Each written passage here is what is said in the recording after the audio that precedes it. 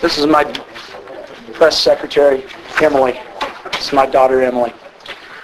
Let me just say first that I was very proud of the way we came out today, especially after Thursday's loss. And to me, that's one of the best characteristics of this team is they've been able to bounce back, and they're very resilient every time that they're kind of up against it. And certainly we wish that we hadn't been on a 4-game losing streak, but I thought we showed a lot of heart and character coming back and beating a good Stanford team, a very underrated athletic Stanford team, I might add.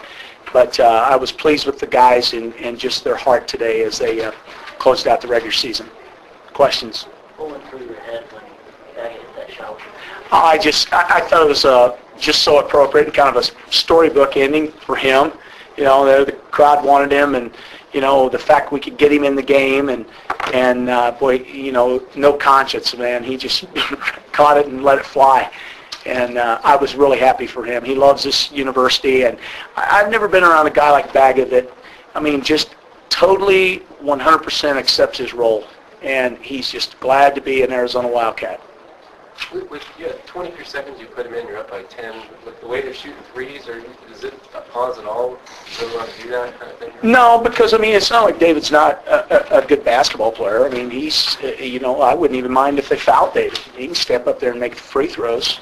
And I had confidence in the other guys. We said chasing Nick in who can handle the ball and take care of it. And also knew Stanford had to foul.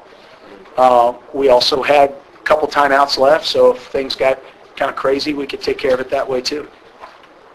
Did you ever think it was possible to be so unconditionally accepted here?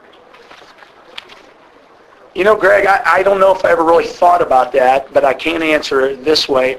People have been, they've been really good to me. They've been really kind to me. I think it probably started out as empathy.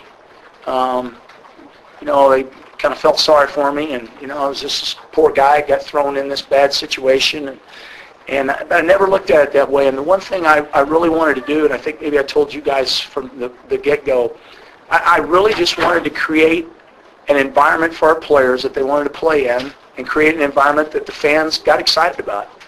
And I hope that meant wins, but you can't ever really predict that. But I just think our guys have become a team that has heart. They play hard-nosed. Their effort's just better than it was when the season started. So I'm very grateful and thankful that the people have been so nice to me. Jason Cini felt that the Nets did better defensively. He still gave up 15 threes. So what's your take on that? Well, I thought we did. And again, the thing is this, and every time someone hits that many threes, my email triples. And but it's a deal where you have to pick your poison with this basketball team. We've got 3 guys that need to stay on the floor. And the more man-to-man you play, the more you're going to foul. And so sometimes giving up a 3 is better than Jordan picking up his 4th foul.